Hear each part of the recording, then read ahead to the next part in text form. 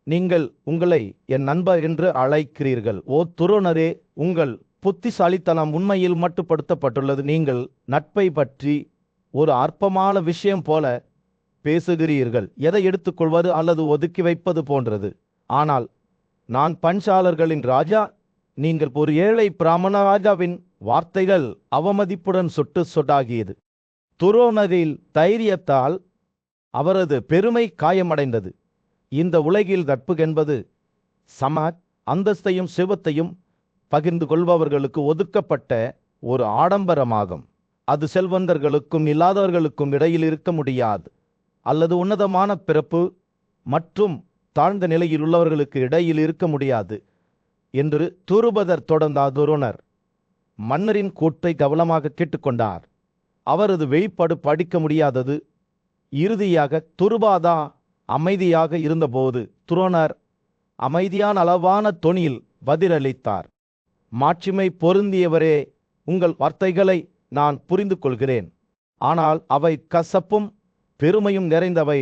நட்பு என்பது லேசாக எடுத்துக்கொள்ளப்படவோ அல்லது தேய்ந்து போன ஆடையைப் போல நிராகரிக்கப்படவோ வேண்டிய ஒன்றல்ல. அதற்கு இரு தரப்பினரிடமிருந்தும் முயற்சியும் அர்ப்பணிப்பும் தேவைப்படுகிறது. இந்த வார்த்தைகளால் ராஜாவின் கோபம் மீண்டும் வெடித்தது. ஆனால் துரோணர் உறுதியாக நின்றார். அவரது கண்கள் ஒருபோதும் துருபாதையின் முகத்திலிருந்து அசையவில்லை. கடந்த காலத்தில் எங்கள் நட்பு போலியானது என்பதை நான் அறிகிறேன் என்று துரோணர் மெதுவாக கூறினார். ஆனால் அது இல்லை, எதிர்காலத்தில் ஒரு பூவை போல வாடிப்போக வேண்டும் என்று அர்த்தமல்ல. ஐயா, அதை புத்துயிர் தரவும் வலுப்படுத்தவும் நான் பரிந்துரைக்கிறேன். துருபதரின் பதில் உடனடியாக இருந்தது. ஒரு கடுமையான கண்டனம் துரோணரை அசைக்காமல் விட்டுவிட்டது. ராஜாவின் வார்த்தைகளை பற்றி சிந்திக்கும் போது முனிவரின் கண்கள் குறுகின. அவரது விருப்ப நிலை கவனமாக எடை போட்டன. சுயபரிசோதனையின் அந்த தருணத்தில் அவரது மனதில் ஒரு திட்டம் உருவாக தொடங்கியது. சூரியன் அடிவானத்திற்கு கீழே மூழ்கி அரண்மனை முற்றத்தில் குறுக்கே நீண்ட நிழல்களை வீசும்போது பிறோம். பரபரப்பான பஸ்தினாபுர நகரத்தில் பரபாதையின் மகன் துரோணர் என்ற இளம் இளவரசர் தனது புரவல கிருபாவுடன் ரகசியமாக வசித்து வந்தார். அவரது வைமையான மகன் அஸ்வத்தாமான் அவ்வப்போது குந்தியின் மதங்களுக்கு ஆயுதங்களை பயன்படுத்த கற்றுக் கொடுப்பார். ஆனால் அவர்களின் திறமை அனைவருக்கும் தெரியவில்லை. ஒரு நாள் இளவரசர்கள் நகருக்கு வெளியே விளையாடிக் கொண்டிருந்த போது அவர்கள் ஒரு கிணற்றில் ஒரு பந்தை இழந்தனர். விரக்தியும் சங்கடமும் அடைந்ததால் அதை எவ்வாறு மீட்டெடுப்பது என்று அவர்களால் கண்டுபிடிக்க முடியவில்லை. அப்போதுதான் அவர்கள் ஒரு வயதான பிராமணரை கண்டனர். மாறுவேடத்தில் துரோணர் அவரது அன்றாட அத்தியோத்தா சடங்குகளால் புனிதப்படுத்தப்பட்டார். இளவரசர்கள் உதவிக்காக ஆசைப்பட்டு அவரை அணுகின. துரோணர் அவரின் விரக்தியை பார்த்து புன்னகைத்து ஒரு தீர்வை வழங்கினார்.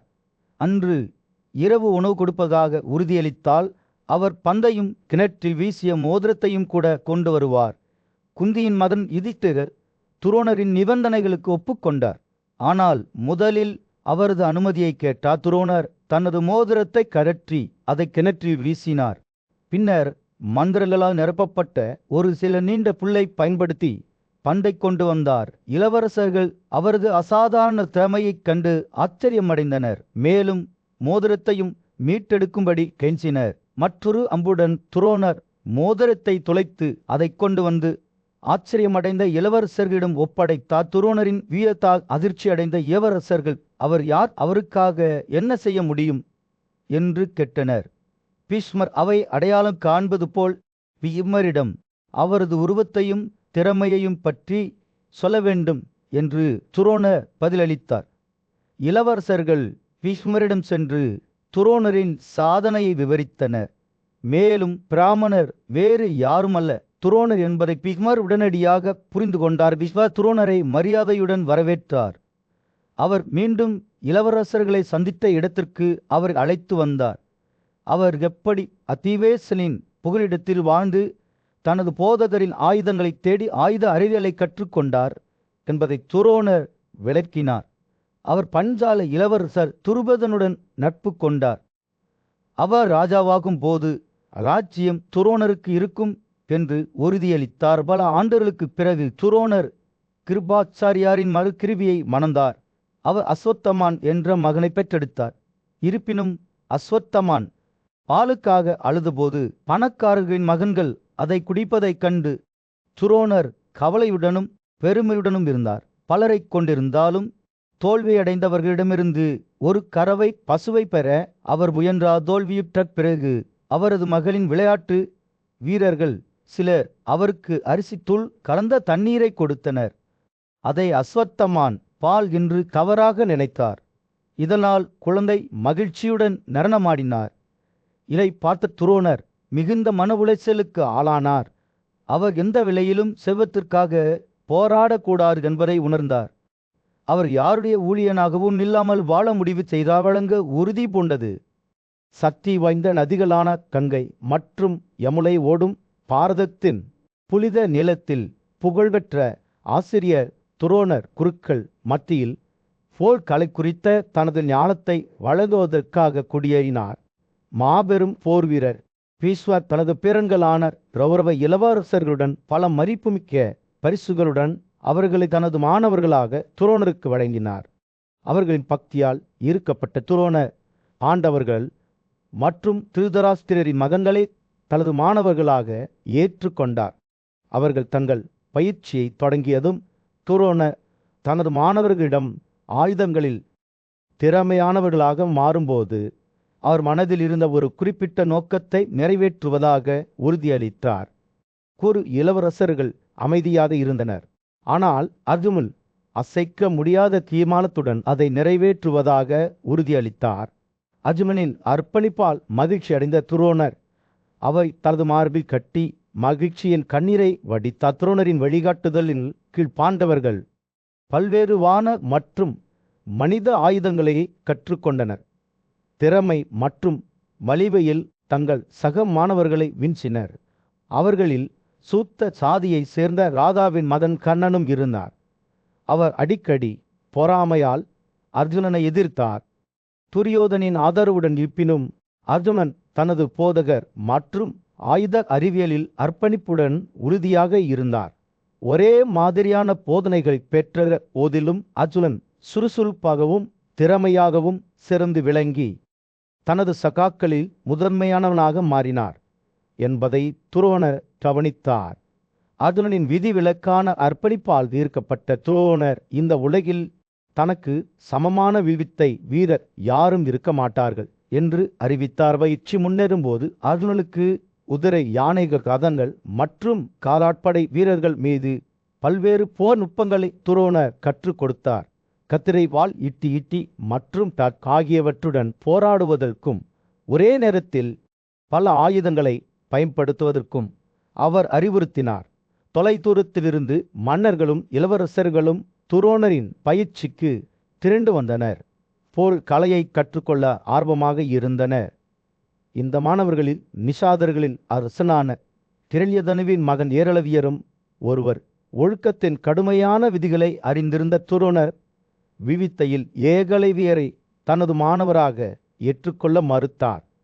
ஒரு நிஷாதர் தனது உயர்நிலை மாணவர்களை மிஞ்சக்கூடும் என்று அஞ்சினார். தடையின்றி ஏகலவியர் துரோணரின் களிமண் உருவத்தை உருவாக்கி அதை அசைக்க முடியாத அர்ப்பணிப்புடன் வணங்கினார். சிலையின் முன் தனது வில்வித்தை திறன்களை பயிற்சி செய்தார். ஒரு நாள் பாண்டவர்கள் காட்டில் வேட்டையாடும் பயணத்தில் இருந்தபோது அவர்கள் ஏகலைவியை சந்தித்தனர். அம்புகளை கொண்டு தனித்துவமான திறமை அவர்களை வியக்க வைத்தது. அவர்கள் இந்த மர்மமான வில்வித்தை வீரரின் அடையாளத்தை கண்டுபிடிக்க முயன்றனர். இறுதியில் அவர் தனது வில்லிலிருந்து இடைவிடாமல் அம்புகளை வீசுவதைக் கண்டனர். ஏகலைவியை துரோணரின் மாணவராக அங்கீகரித்து அவர்கள் தங்கள் போதகருக்கு தெரிவிக்க திரும்பினர். நிஷாத இளவரசரால் முறியடிக்கப்பட்டதைப் பற்றி அசௌகரியமாக உணர்ந்த அர்ஜுனன் தனிப்பட்ட முறையில் துரோணரை அணுகினார். அவர்களின் பயிற்சியின் மத்தியில் ஞானியும் மரியாதைக்குரிய குருவான துரோணர் தனது மாணவர்களின் வில்வித்தை திறன்களை சோதித்து கொண்டிருந்தார். ஒவ்வொருவரும் அந்த இலக்கை அடைய தவறிவிட்டனர். ஆனால் பாண்டவ குலத்தை சேர்ந்த இளம் இளவரசரான அர்ஜுனனை நெருங்கிய போது துரோணரின் கண்கள் மகிழ்ச்சியால் பிரகாசித்தன. உன்னால் எக்கு சுடுபட வேண்டும் என்று துரோணர் மென்மையான புன்னரையுடன் கூறினார். அதை நோக்கி, கண்களை திருப்புங்கள், நான் கட்டளையிடும்போது அம்பை பறக்க விடுங்கள். அதுவன் உயரமாக நின்று வில் குனிந்து மரத்தில் அமர்ந்திருந்த பறவையின் மீது கவனம் செலுத்தினார். அறிவுறுத்தியபடி அர்ஜுனனிடம் பறவை, மரம் மற்றும் தன்னை பார்த்தீர்களா என்று துரோணர் கேட்டார். ஆனால் அர்ஜுனனின் பதில் விசித்திரமானது. அவர் பறவையை மட்டுமே பார்த்தார், சுற்றியுள்ள பொருட்களை அல்ல. இந்த பதிலில் துரோணரின் கண்கள் மகிழ்ச்சியால் பிரகாசித்தன. ஏனெனில் இது அர்ஜுனனின் உணர்வின் தனித்துவமான அம்சத்தை வெளிப்படுத்தியது. நீங்கள் கழுகு பார்த்தால் அதை எனக்கு விவரிக்கவும் என்று துரோணர் கூறினார். அர்ஜுனன் கழுகு தலையை மட்டுமே பார்த்ததாக பதிலளித்தார், அதன் உடல் அல்ல. இந்த வார்த்தைகளை கேட்டு துரோணனின் முடி மகிழ்ச்சியுடன் இறுதியில் நின்றது. தலையசைத்த துரோணர் சுடு என்று கட்டளையிட்டார். ஒரு நொடியில் அர்ஜுனன் தன் அம்பை பார்க்கவிட்டு பறவையின் தலையை அடித்து நொறுங்கி தரையில் விழுந்தான். துரோணன் அர்ஜுனனை தனது மார்பில் கட்டி தனது மாணவனின் திறமையால் மிகவும் மகிழ்ச்சி அடைந்தார். அந்த தருணத்தில் அவர்களின் போட்டியாளரான மன்னன் துருவதன் போரில் ஏற்கனவே தோற்கடிக்கப்பட்டு விட்டதாக அவர் கற்பனை செய்தார். பின்னர் துரோணரும் அவரது சீடர்களும் புனித கங்கை நதியில் குளிக்க சென்றபோது தண்ணீரின் ஆழத்திலிருந்து ஒரு வலிமையான முதலை வெளிப்பட்டது. அது மரணத்தின் கைகளால் அனுப்பப்பட்டது. மிருகம் துரோணரின் படையை பிடித்தது. ஆனால் அவர் தனது சீடரிடம் உதவி கேட்டார். ஓ, இந்த அசுரனை கொன்று என்னை காப்பாற்றுங்கள் என்று கூறினார். ஆனால் அவருக்கு உதவ வந்த மற்ற மாணவர்களில் ஒருவரும் இல்லை. அர்ஜுனன் எப்போதும் தயாராக இருந்ததால் 5 கூர்வையால் அம்புகளால் முதலைகளை அடித்து துண்டுகளாக வெட்டினான். மிருகம் துரோணரின் தொடையை விரித்து அதன் உயிரை கொடுத்தது. அர்ஜுனனின் துணிச்சலை பார்த்து துரோணர் அவரை தனது அனைத்து மாணவர்களிலும் முதன்மையானவராக கருதினார். மேலும் அவரது இதயம் பெருமையுடன் பெருகியது. அவர் அர்ஜுனனை அணுகினார். அவர் உயரமாக நின்றார். அவரது வில் இன்னும் கையில் இருந்தது. மேலும் வலிமையான ஆயுதங்களை உடையவரே, பிரமாசிரர் என்ற இந்த உயர்ந்த மற்றும் தவிர்க்க முடியாத ஆயுதத்தை ஏற்றுக்கொள். அதை வீசுவதற்கும் நினைவு கூறுவதற்கும் அதன் முறைகள் உள்ளன. துரோணர் அவை எச்சரித்தார். அந்த ஆயுதம் மனித எதிரிகளுக்கு மிகவும் சக்தி வாய்ந்தது. அது முழு பிரபஞ்சத்தையும் எரிக்காதபடி, ஆனால் மனிதரல்லாத எதிரிகளுக்கு எதிராக அர்ஜுனன் அதை பயன்படுத்தி அவர்களின் அழிவை ஏற்படுத்தலாம். இணைத்து கொண்டு அர்ஜுனன் பெரிய ஆயுதத்தை பெற்று அதை புத்திசாலித்தனமாக பயன்படுத்துவதாக உறுதியளித்தார். ஹஸ்தினபுர ராஜ்யத்தில் ஒரு பிரமாண்டமான காட்சி நடக்கவிருந்தது. மன்னர் திருதராஷ்டிர மற்றும் பாண்டுவின் மகன்கள் தங்கள் தற்காப்பு வலிமைக்கு புகழற்றவர்கள் இறுதியாக தங்கள் திறமைகளை ஆயுதங்களில் வெளிப்படுத்த தயாராக இருந்தனர்.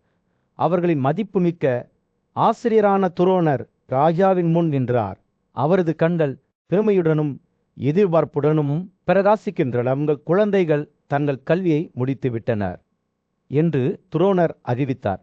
உங்கள் அனுமதியுடன் ராஜாவே, அவர்கள் இப்போது தங்கள் திறமையை வெளிப்படுத்தட்டும்.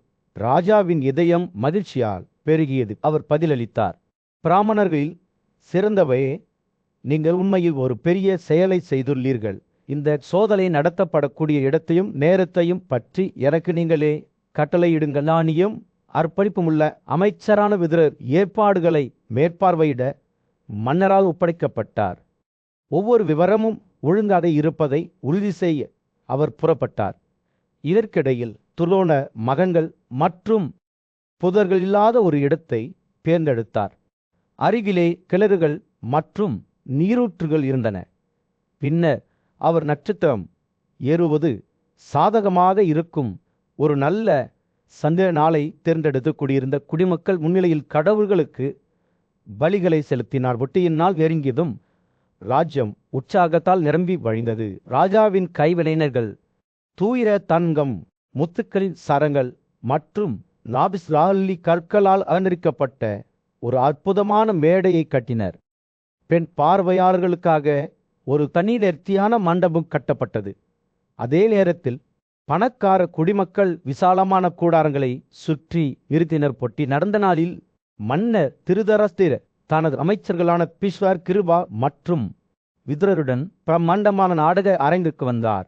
காந்தாரி, கொங்கி மற்றும் அவர்களின் உதவியாளர்கள் உட்பட அரச குடும்பத்தின் பெண்கள் தங்கள் அலங்காரத்தில் பிரகாசமாக மேடைகளில் ஏறினர்.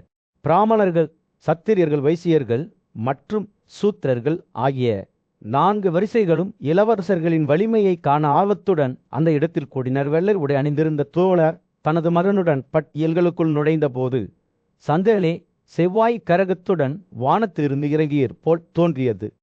இசை கருவிகளின் இனிமையான ஒலிகளாலும் பிராமணர்கள் மங்களகரமான சடங்குகளை செய்யும்போது இலைகளின் சரசரப்பாலும் காற்று நிரம்பியது.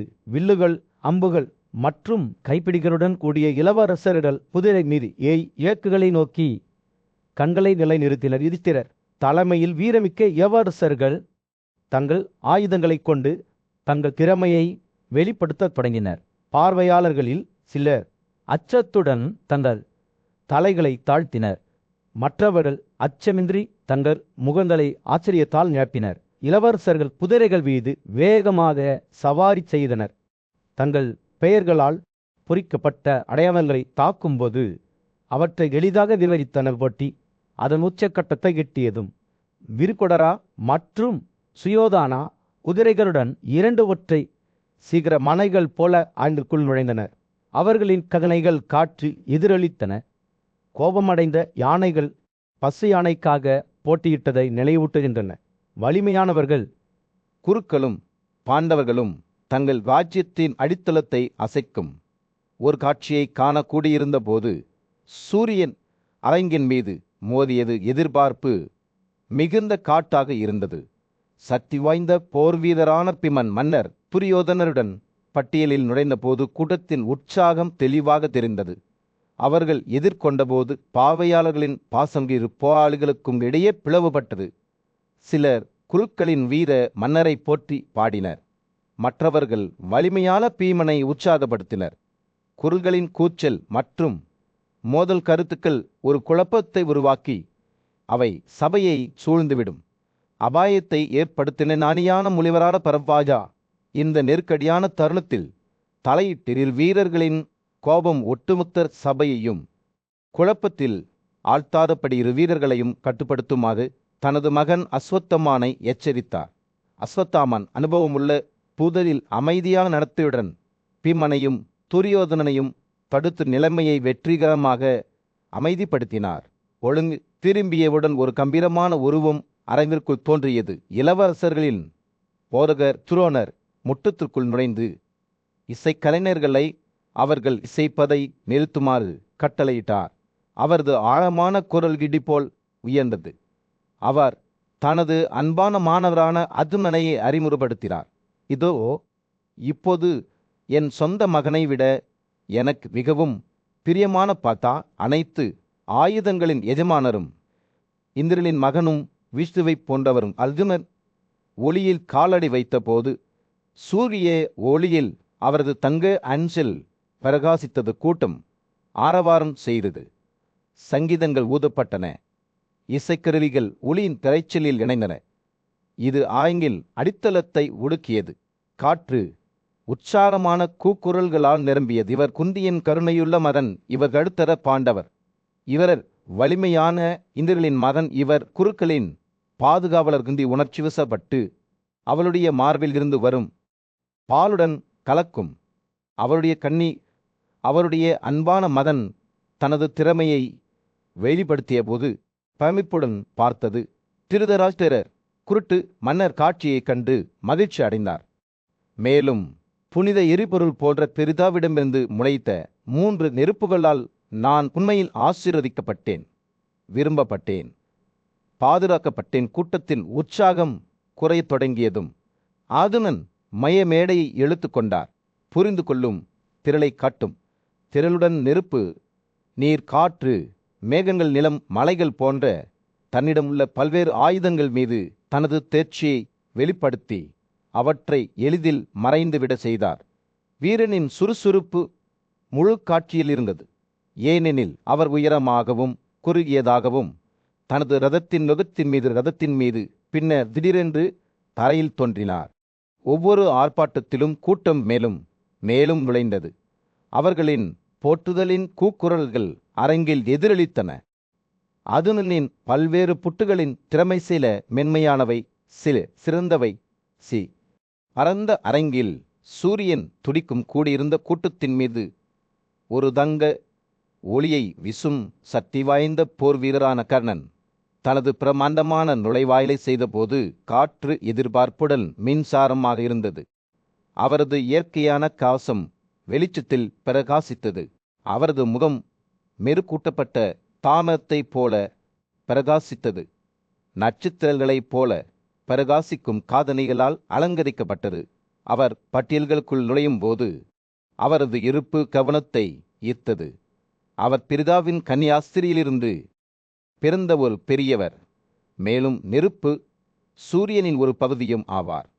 அவரது வலிமையும் ஒரு சிங்கம், ஒரு காளை அல்லது ஒரு யானை தலைவரின் வலிமையைப் போலவே இருந்தன. பிரகாசத்தில் அவர் சூரியனை எதிர்த்து போட்டியிட்டார். அன்பில் சந்திரன் மற்றும் ஆற்றலில் நெருப்பு. அவர் ஒரு தங்க பனை மரத்தைப் போல உயரமாக இருந்தார்.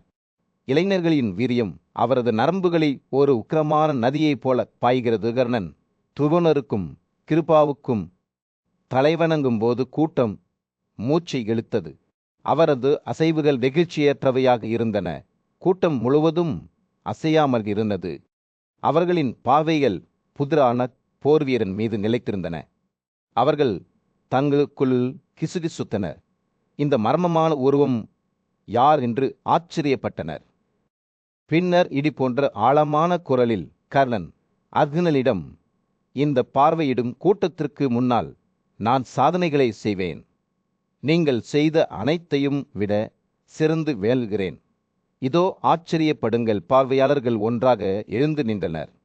அவர்களது முகங்கள் ஆச்சரியத்தில் மூழ்கின. துரியோதனனின் கண்கள் மகிழ்ச்சியால் பிரகாசித்தன. அதே நேரத்தில் அர்ஜுனனின் முகம் கோபத்தால் இருண்டது. கர்ணன் ஏற்கனவே பர்த்தாவின் சாதனைகளை முறியடித்து விட்டார். மேலும் இந்த இரண்டு வலிமையான போர் வீரர்களிடையே உருவாகும் போட்டியை கூட்டம் உணர்ந்தது. துரோணரின் அனுமதியுடன் கர்ணன் தனது திறமையை தொடர்ந்து வெளிப்படுத்தினார். அர்ஜுனன் தனக்கு முன் செய்த ஒவ்வொரு சாதனையும் பிரதிபலித்தார். கர்ணன் உயரமாக நிற்பதை பார்வையாளர்கள் பிரமையுடன் பார்த்தனர். அவரது கவசங்கள் 1000 நட்சத்திரங்களைப் போல பிரகாசிக்கின்றன. அவர் முடித்ததும் துரியோதனனும் அவரது சகோதரர்களும் கர்ணனை தழுவி மகிழ்ச்சியுடன் விரைந்தனர். அவர்கள் சக்தி வாய்ந்த போர் வீரனை தங்கள் மத்தியில் வரவேற்றபோது துரியோதனன் அவரை நோக்கி, வரவேற்கிறேன். வலிமை மிக்க ஆயுதம் ஏந்தியவை, நான் உன்னை நல்ல அதிர்ஷ்டத்தால் பெற்றுள்ளேன். நீ விரும்பியபடி வாழுங்கள், எனக்கு கட்டளையிடுங்கள், குருக்களின் ராஜ்யத்தை அனுபவிக்கவும் என்று கூறினார். கர்ணன் இசை போன்ற குரலில் பதிலளித்தார். நீ இதை சொன்னபோது நான் அதை ஏற்கனவே செய்துவிட்டதாக கருதுகிறேன். நான் உன் நட்பை மட்டுமே விரும்புகிறேன். ஆனால் அர்ஜுனனின் பெருமையை அசைக்க முடியவில்லை. கோபத்தால் அவரது கண்கள் மின்னி விரும்பத்தகாத ஊடுருவல்காரரும் அழைக்கப்படாத பேச்சாளரும் வரும் பாதை உன்னுடையது. கலனே, நீ என்னால் கொல்லப்படுவாய் என்று கர்ணன் பதிலளித்தார். அவரது குரல் ஒரு சவால் போன்றது. இந்த ஆங்கம் அனைவருக்கும் பொருந்தும். உனக்காக மட்டுமல்ல. ஓ பால்குனா, சத்திரியர்கள் வலிமையையும் மட்டுமே கருதுகிறார்கள். பலவீனமானவர்களின் பயிற்சியான வாக்குவாதத்தின் தேவை என்ன? சூரியன் இடைவிடாமல் அரங்கத்தின் மீது பாய்ந்து கூடியிருந்த கூட்டத்தின் மீது ஒரு பொன்னான பிரகாசத்தை வீசியது. தேரோட்டக்காரரான அதிராத முன்னே இறங்கினார். அவரது தாள் அவை சுற்றி தளர்வாக போர்த்தப்பட்டது. அவர் ஒரு தண்டுடன் தன்னை தாண்டிக் கொண்டார். உயரமாக நின்ற கர்ணன் மீது அவரது கண்கள் பூட்டப்பட்டன. அவருக்கு அங்காவின் ராஜாவாக முடிசூட்டப்பட்ட முடிசூட்டு விழாவிலிருந்து அவரது தலை இன்னும் ஈரமாக இருந்தது. அவனின் பார்வை அதிராத்தானை சந்தித்தது. அவர் தனது தலையை மரியாதையுடன் வணங்கினார். தேரோட்டக்காரர் அவசரமாக கர்ணனின் கால்களை தனது தாளின் முனையால் மூடினார். இது அன்பான மரியாதையின் சைகை. கர்ணனை தழுவி கண்ணீர் வடித்த அதிராத்தா, என் மகனே என்று கூறினார். ராஜாவாக நீங்கள் சரியான இடத்தை பெறுவதைக் கண்டு நான் மிகவும் மகிழ்ச்சி அடைகிறேன். ஆனால் தேரோட்டக்காரனின் மகிழ்ச்சியில் அனைவரும் பங்கேற்கவில்லை. பாண்டவ இளவரசனான பீமன் களத்தின் குறுக்கே இருந்து கர்ணனை ஏளனம் செய்தான். நீ ஒரு தேரோட்டியின் மகன் மட்டுமே என்று அவர் கேலி செய்தார். பார்த்தாவின் கைகளில் போரில் நீ மரணத்திற்கு தகுதியற்றவன். சவுக்கை எடுத்துக்கொண்டு தகுதியுள்ளவர்களுக்கு ராஜ்யத்தை விட்டுவிடுங்கள். கர்ணனின் உதடுகள் உணர்ச்சியால் நடுங்கின. அவர் வானத்தை நிமிர்ந்து பார்த்தபோது அவரது கண்கள் சூரியனிடமிருந்து வழிகாட்டுதலை தேடின. இருப்பினும் துரியோதனன் கர்ணனை ஆதரிக்க எழுந்து நின்றான். பீர்சேனா, நீ இத்தகைய வார்த்தைகளை பேசக்கூடாது என்று கோபத்தில் அவரது குரல் இருந்தது. ஒரு சத்திரியனின் வலிமைதான் உண்மையில் முக்கியமானது. தாழ்ந்த வம்சாவளியில் பிறந்தவரும் கூட ஒரு தகுதியான எதிரியாக இருக்க முடியும். குவாக், விஸ்வாமித்தா மற்றும் துரோணர் ஆகியோரின் வம்சாவளிகள் அறியப்படாத அல்லது நிச்சயமற்றதாக இருந்த பெரிய வீரர்களின் உதாரணங்களை அவர் மேற்கோள் காட்டினார். துரியோதனின் வார்த்தைகளை அங்கீகரித்து கூட்டம் முணுமுத்தது. சூரியன் அஸ்தமிக்க தொடங்கிய போது அரங்கின் மீது ஒரு சூடான ஆரஞ்சு நிற ஒளியை வீச துரியோதனன் கர்ணனை ஒளிரும் இடத்திலிருந்து வெளியே அழைத்து சென்றார். அவரது கை கர்ணனை சுற்றி இருந்தது. பாண்டவர்கள் தங்கள் ஆசிரியர்களுடனும் ஆலோசகர்களுடனும் தங்கள் வீடுகளுக்கு சென்றனர். சிலர் அர்ஜுனனுக்கும் கர்ணனுக்கும் இடையிலான பகுதிகளை பற்றி விவாதித்தனர். இரவு கழிந்தபோது மக்கள் கலைந்து சென்றனர். அன்று யார் வெற்றி பெற்றார்கள் என்பது குறித்து ஒவ்வொருவரும் தங்கள் சொந்த கருத்துக்களை கொண்டிருந்தனர். ஆனால் ஒரு நபர் கர்ணனை ஒரு தாயின் அன்புடன் பார்க்குந்தி இளம் ராஜாவின் அறிமுகமில்லாத முகத்திலும் தனது மகனை அடையாளம் கண்டார். அவர் அந்தாவின் ஆட்சியாளராக பதவியேற்றதைக் கண்டு அவள் மிகவும் மகிழ்ச்சி அடைந்தாள். கடன் தனது பக்கத்திலேயே இருந்தவாள் துரியோதனன் அர்ஜுனனின் வீரத்தை பற்றிய தனது அச்சத்தை அகற்றிவிட்டான். வீரமான கர்ணன் ஆயுதங்களில் திறமையான துரியோதனரிடம் எளிமையாக பேசத் தொடங்கினார். அதே நேரத்தில் யுதிஷ்டிரர் கர்ணனைப் போல பூமியில் எந்த போர் வீரனும் இல்லை என்று நம்பத் தொடங்கினார். இது இளம் ராஜாவில் வளர்ந்து வரும் நற்பெயருக்கும் செல்வாக்கிற்கும் ஒரு சான்றாகும்.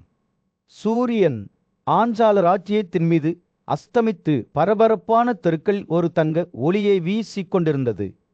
இந்த நிலத்தின் ஆட்சியாளரான மன்னர் துருபரருக்கு வெறிய போர்வீரர் துரோணர் தலைமையிலான குரு இராணுவம் வரவிருக்கும் தாக்குதலை பற்றி எச்சரிக்கப்பட்டது. ராஜாவின் சகோதரர்களும் அவரும் போரின் முரசுகள் மற்றும் எகுமீது எகுமோதல் சத்தம் கேட்டு அவரை சுற்றி கூடினர். குரு இராணுவம் நெருங்கிய போது மன்னர் துருபதர் அவர்களை சந்திக்க சென்றார். அவரது வெள்ளைத்தே மங்கலான ஒளியில் ஒரு கலந்தரை விளக்கத்தைப் போல பிரகாசித்தது. அவர் குருக்கள் மீது அம்புகளை வீசினார். ஆனால் துரியோதனன், விகர்ணன் மற்றும் கணக் ஆகியோரின் தலைமையில் துரோணரில் சீடர்கள் துணிவடையவில்லை. அவர்கள் ஒவ்வொரு சட்டிலும் தங்கள் வில்லுகளை பாடி முன்னே சென்றனர். பாண்டவ இளவரசனான அர்ஜுனன் போர் தீவிரமடைவதை தூரத்திலிருந்து பார்த்து கொண்டிருந்தான். பன்சாலாவின் மாபெரும் போர் வீரர்களுக்கு எதிராக தன்னை நிரூபிக்க ஆர்வத்துடன் இந்த தருணத்திற்காக காத்திருந்தான்.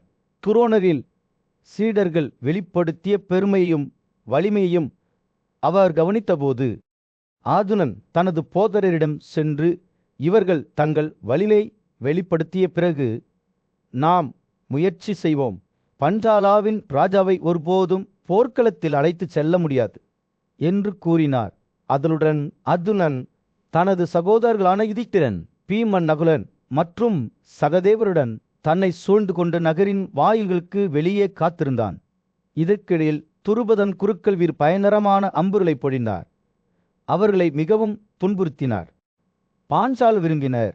அவர்களின் சங்குகள், எக்காலங்கள் மற்றும் முரசுகளை ஒலிக்க செய்த நாடு முழுவதும் எதிரொலிக்கும் ஒரு காது கேளாத கதனையை உருவாக்கினார் போர் தீவிரமடைந்தது. இரு தரப்பினரும் தாக்குதல்களை பரிமாறிக்கொண்டனர். ஆனால் எந்த மேலிடத்தையும் பெறவில்லை. துரியோதனனும் விட்டனாவும் வீரத்துடன் போராடினர். ஆனால் துருபரனின் அம்புகள் எங்கிருந்தும் வந்து இடி முழக்கம் போல கீழே விழுந்தன. பீமன் என்றென்றும் கடுமையான போல்வீரன் யானைகளையும் குதிரைகளையும் எளிதில் கொன்று தனது கடையுடன் முன்னேறிச் சென்றார். போர் தீவிரமடைந்த போது அர்ஜுனன் போட்டியில் சேர்ந்தான். தனது வில் ஒவ்வொரு ஷாட்புடனும் பாடுகிறது. அவர் எஃகு மற்றும் வெறுப்பின் சூறாவளியாக இருந்தார். கோதுமை வழியாக ஒரு கத்தியைப் போல பாஞ்சால அணிகளை வெட்டி கொண்டார். ராஜாவின் தளபதி சத்யஜித் அவரை தாக்கினார். ஆனால் அர்ஜுனன் 10 வேகமான அம்புகளால் அவரை வீழ்த்தினார். பஞ்சால விருந்தினர் வீழ்ச்சியின் விளிம்பில் இருந்தபோது துருபதரே போர்க்களத்தின் குறுக்கே தனது தேர் இடி முழக்கத்துடன் முன்னேறிச் சென்றார். அவர் அர்ஜுனனின் மீது அம்புகளை வீசினார். ஆனால் பாண்டவ இளவரசர் தப்பித்து நெசவு செய்தார். அவரது வில் ஒவ்வொரு ஷாட்டிலும் பாடினார். இரு வீரர்களும் எஃகு மற்றும் வெறுப்பின் கொந்தளிப்பில் மோதினர். அவர்களின் வில்லுகள் ஒன்றாக நொறுங்கின. அவர்கள் அடிகளை பரிமாறிக்கொண்டனர். இறுதியில் அர்ஜுனனை வெற்றி பெற்றான். சத்தியஜித்தின் ரதத்தையும் குதிரைகளையும் தனது அம்புகள் துளைத்தன. துருபாதாவின் தளபதி தாயில் விழுந்து தோற்கடிக்கப்பட்டார்.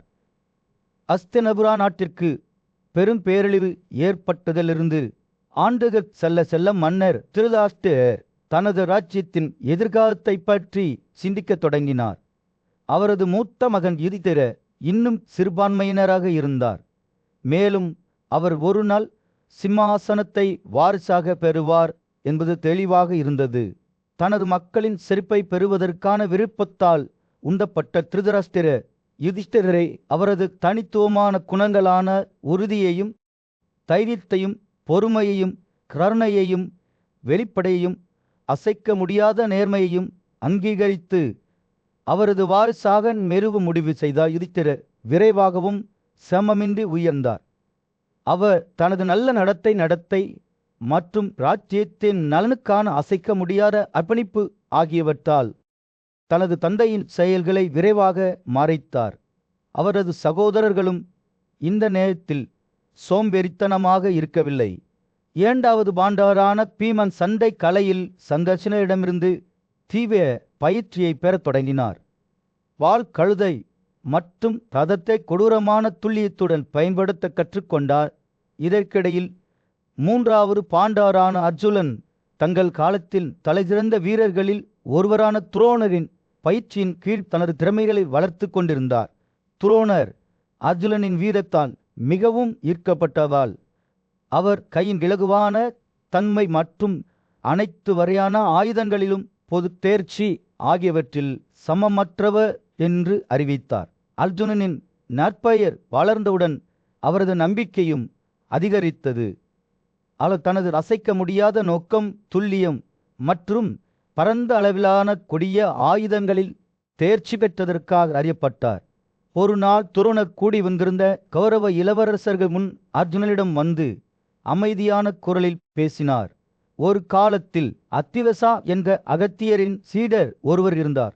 அவர் பிரம்மசீரா என்று அழைக்கப்படும் ஒரு சக்தி வாய்ந்த வான ஆயுதத்தை வைத்திருந்தார். இந்த சக்தி வாய்ந்த வாள் அதன் முழுமையான சக்தியால் முழு நகரங்களையும் விழுங்க முடியும். அத்திவசனால் நானே இரட்பிக்கப்பட்டேன். அவர் இந்த புனிதமான பரிசை என்னிடம் ஒப்படைத்தார். இப்போது அர்ஜுனா, நான் அதை உங்களிடம் ஒப்படைக்கிறேன். ஆனால் எச்சரிக்கப்பட வேண்டும். எந்த மனிதனுக்கும், குறிப்பாக மோசமான சக்திக்கு எதிராக இதை ஒருபோதும் பயன்படுத்த வேண்டாம். அர்ஜுனன் துரோணரின் கட்டளைக்கு கட்டுப்படுவதாக உறுதியளித்து அவர்களின் உறவினர்கள் மற்றும் உறவினர்கள் முன்னிலையில் போதனை கட்டணத்தை வழங்குவதாக உறுதியளித்தார். அவர் துரோணரின் கால்களை தொட்டு வடக்கு நோக்கி சென்றபோது அர்ஜுனனை போன்ற வில்லர் இல்லை என்று நாடு முழுவதும் ஒரு வெற்றிகரமான கூச்சல் எதிரொலித்தது. பாண்டவர்கள் தங்கள் சொந்த ராஜ்யத்திற்கு அப்பாற்பட்ட பகுதிகளை கைப்பற்றி வலிமையிலும் வீரத்திலும் தொடர்ந்து வளர்ந்தனர். 4வது சகோதரரான சததேவா தெய்வங்களின் ஆன்மீக தலைவரான பிரஸ்பதியின் கீழ் படித்து அறநெறி மற்றும் கடமைகளின் அறிவியலில் தேர்ச்சி பெற்றார். 5வது சகோதரரான நகுலர் துரோணரிடமிருந்து பயிற்சி பெற்று திறமையான போர் வீரராகவும் பெரிய தேர் போர் வீரனாகவும் உருவெடுத்தாகன்று செல்ல செல்ல அர்ஜுனனின் பெயர் துணிச்சல் மற்றும் தற்காப்பு வலிமைக்கு ஒத்ததாக மாறியது. பஸ்திலாபுர ராஜ்ஜியத்தில் மன்னர் திருதராஷ்டிரர் தனது மருமகன்களான பாண்டவர்கள் வலிமையிலும் சக்தியிலும் வளர்ந்து வருவதை அறிந்தபோது கவலையில் மூழ்கிவிட்டார். அவர்களின் விதிவிலக்கான திறன்கள் அவர்களை பூமியில் ஒரு வலிமையான சக்தியாக மாற்றியது. திருதராஷ்டிரரின் பொறாமைக்கு எல்லையே இல்லை. நம்பகமான ஆலோசகர் கணிகாவை வரவழைத்த மன்னர் நிலைமையை எவ்வாறு சமாளிப்பது என்பது குறித்து அவரது ஆலோசனையை கேட்டார். ஆசியல் கலையில் நன்கு தேர்ச்சி பெற்ற கணிகா ராஜாவின் உணர்ச்சிகள் அதிகமாக இருப்பதை அறிந்து கொண்டு எச்சரிக்கையுடன் உரையாடலை அணுகினார். நான் சொல்வதை கேளுங்கள், பாவமில்லாத மன்னனே என்று கணிகா ஆரம்பித்தாள். நான் பார்த்தபடி உண்மையை பேசுவேன். ராஜாக்கள் எப்பொழுதும் தேவைப்படும்போது தாக்கு தயாராக இருக்க வேண்டும். எல்லா நேரங்களிலும் தங்கள் வலிமையை அதிகரிக்க வேண்டும். அவர்கள் தங்கள் எதிரிகளின் பலவீனங்களை கவனித்து முடிந்தவரை அவர்களை சுரண்ட வேண்டும். கணிகாவின் வார்த்தைகள் ஒரு எச்சரிக்கையின் குறிப்பை கொண்டிருந்தன. அவர் தொடர்ந்தார், எப்போதும் தாக்க தயாராக இருக்கும் ஒரு மன்னர் தனது எதிரிகளில் பயத்தை தூண்டுகிறார். மற்றவர்களின் பலவீனங்களை தேடும்போது அவர் தனது சொந்த பலவீனங்களை கவனமாக மறைக்க வேண்டும். அவ்வாறு செய்வதன் மூலம் அவர் மேலாதிக்கத்தை பராமரித்து தனது ராஜ்யத்தின் பாதுகாப்பை உறுதி செய்வார். மன்னர் கவனமாக கேட்டார். கணிகாவின் வார்த்தைகளால் அவரது ஆர்வம் அதிகரித்தது.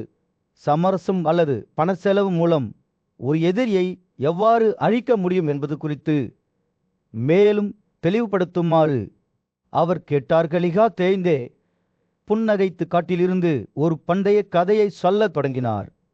காங்கார் என்ற புத்திசாலித்தனமான நரி ஒரு முறை 4 நண்பர்களிடையே வசித்து வந்தது. ஒரு புலி, ஒரு எலி, ஒரு ஓநாய் மற்றும் ஒரு மங்கூஸ்.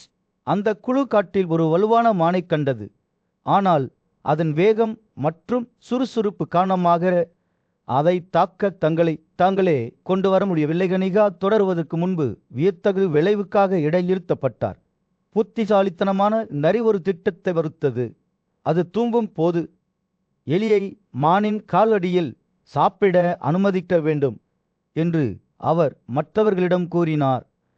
மான் பலவீனமடைந்தவுடன் புலி அதை பிடிக்க முடியும். கணிகா பேசுகையில் அந்த காட்சி தெளிவான விவரங்களுடன் வெளிப்பட்டது. அந்த குழு நரிகளின் திட்டத்தை துல்லியமாக நிறைவேற்றியது. விரைவில் மான் அசையாமல் தரையில் கிடந்தது. தனது அடுத்த நகவை பற்றி இன்னும் தியானம் செய்து கொண்டிருந்த குள்ள நரி பேசுவதற்கு முன்பு தனது தோழர்கள் தங்கள் கழிவுகளை முடிக்கும் வரை காத்திருந்தது. நீங்கள் பாக்கியவான்கள், சென்று உங்கள் கழிவுகளை செய்யுங்கள். இதற்கிடையில் நான் மானை கவனித்துக் கொள்வேன். மற்றவர்கள் புறப்பட்ட போது புலி முதலில் திரும்பி வந்தது. பிணத்துக்கு விருந்தளிக்க ஆர்வமாக இருந்தது. ஆனால் நரி துக்கத்துடன் தனது பலத்தால் மானை கொன்றதாக தனியாக கூறிக்கொண்டது. நரிகளின் வார்த்தைகளால் ஈர்க்கப்பட்ட புலி தனது சொந்த வலிமையை பெருமைப்படுத்தி காட்டி உயிரிழகளை கொல்வதாக சபதம் செய்தது. ஏமாற்றப்பட்டு புலி நரிகளின் உண்மையான நோக்கங்களை அறியாமல் சம்பவ இடத்தை விட்டு வெளியேறியது. அடுத்து சுண்டலியை அந்த இடத்திற்கு வந்தது.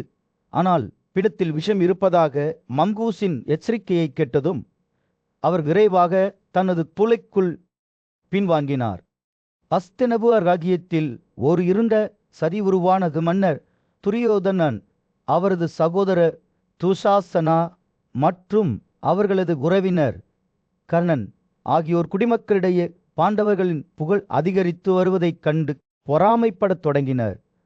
அவர்கள் தங்கள் பார்வையற்ற தந்தையான திருதராஷ்டிரரின் மறைமுக ஒப்புதலுடன் அவர்களை என்றென்றும் ஒழிக்க முயன்றனர். பாண்டவர்கள் இன்னும் இளமையாகவும் உதவியற்றவர்களாகவும் இருந்தபோது அவர்கள் இலட்சத்தால் செய்யப்பட்ட ஒரு வீட்டில் உயிருடன் எரிக்க வேண்டும் என்பது அவர்களின் தீய திட்டமாக இருந்தது. ஆனால் ராஜாவின் புத்திசாலித்தனமான மற்றும் நியாயமான ஆலோசகரான விதுரா இந்த துரோகத்தை முன்கூட்டியே அறிந்திருந்தார். பாண்டவர்களின் தாயா குந்தி அத்தகைய செய்தியால் பேரழிவுக்கு ஆளாக நேரிடும் என்பதை அவர் அறிந்திருந்தார்.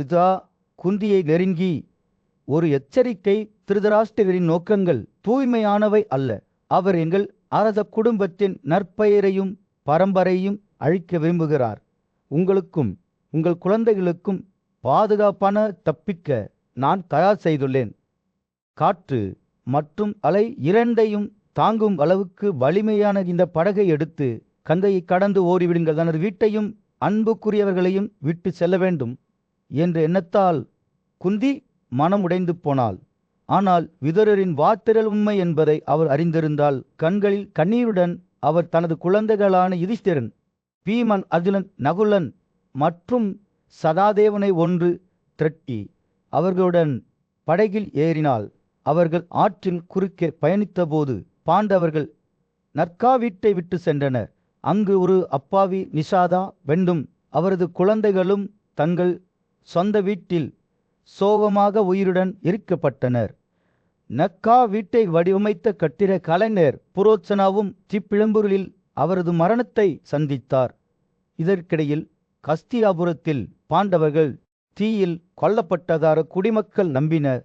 அவர்கள் மன்னர் திருதராஷ்டிரரிடம் தூதர்களை அனுப்பி தனது இலக்கை அடைந்ததற்காக அவரை பாராட்டி தனது குழந்தைகளுடன் தனது ராஜ்யத்தை அனுபவிக்க வலியுறுத்தினர். திருதராஷ்டிரர் துக்கத்தில் இருப்பதாக பாசாங்கு செய்து பீஷ்ம மற்றும் விதுரருடன் சேர்ந்து பாண்டவர்களுக்கான இறுதி சடங்குகளை செய்தார். ஆனால் உண்மையில் அவர் தனது மருமகன்களை அழித்து தனக்காக சிம்மாசனத்தை பாதுகாக்கும் எண்ணத்தில் மகிழ்ச்சியடைந்தார். இருப்பினும் இந்த சதி இறுதியில் ஒரு பெரிய தவறாக நிரூபிக்கப்பட்டது. பஸ்தேனபுர மக்கள் திருதராஷ்டிரரின் ஆட்சிக்கு எதிராக பேசத் தொடங்கினர். யுதிஷ்டிரரை சரியான மன்னர் என்று பாராட்டினர். சாந்தனுவின் புத்திசாலியும் உன்னதமான மகளுமான பீஷ்மரும் தனக்காக சிம்மாசனத்தை ஏற்க மறுத்துவிட்டார். இந்த நிகழ்வுகளால் கோபமடைந்த துரியோதனன் தனது தந்தையிடம் சென்று பாண்டவர்களுக்கு எதிராக நடவடிக்கை எடுக்குமாறு வலியுறுத்தினார். யுதிஷ்டிரர் மன்னனானால் அது அவர்களின் உயிர் வாழ்வுக்காக மற்றவர்களை நிரந்தரமாக சார்ந்திருக்கும் சுழற்சிக்கு வழிவகுக்கும் என்று அவர் திருதராஷ்டிரரை எச்சரித்தார். இவ்வாறு ஒரு பெரிய சோகத்திற்கு மேடை அமைக்கப்பட்டது. இது கஸ்திலின் அடித்தளத்தை அசைக்கும். அஸ்திலபுரத்தின் பெரிய அரங்கில் மன்னர் திருதராஷ்டிரர் தனது சிம்மாசனத்தில் அமர்ந்திருந்தார்.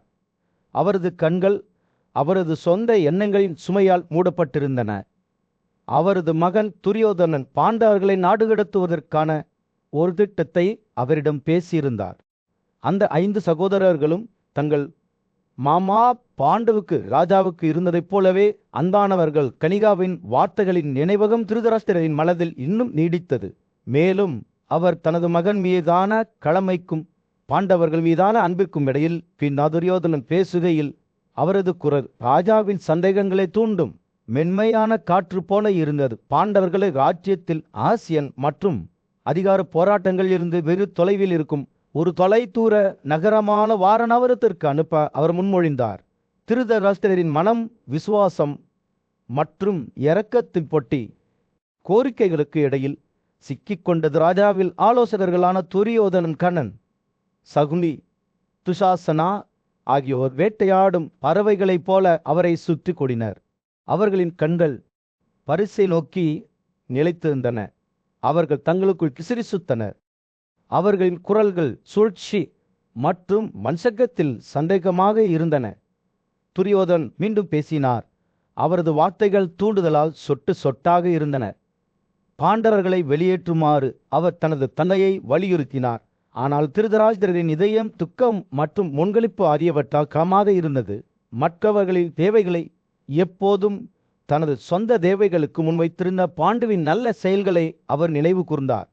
பாண்டு எப்படி தன்னிடமும் தனது சகோதரரிடமும் ராஜ்யத்தை கைவிட்டார் என்பதையும் அவர்களின் உறவினர்கள் மற்றும் வீரர்களை அவர் எவ்வாறு மதித்து பாதுகாத்தார் என்பதையும் அவர் நினைவு கூர்ந்தார். இப்போது அவர் எப்படி அதே மனிதர்களுக்கு எதிராக திரும்ப முடியும்? துரியோதனன் மீதான அவரது அன்பிற்கும் ஆண்டவர்கள் மீதான அவரது கடமைக்கும் இடையில் கிழிந்து போன முரண்பட்ட உணர்ச்சிகளின் பமை ராஜாவின் மனதில் இருந்தது. துரியோதனன் தனது வார்த்தைகளே ராஜாவின் எதிர்ப்பை தளர்த்திய ஒரு இடைவிடாத வீட்டைப் போல அழுத்திக் கொண்டான். மக்களை செல்வத்துடனும் மரியாதையுடனும் சமரசம் செய்து அவர்களை அவர்களின் பக்கத்திற்கு ஒப்படைக்க உறுதியளித்தார். கருவூலமும் அமைச்சர்களும்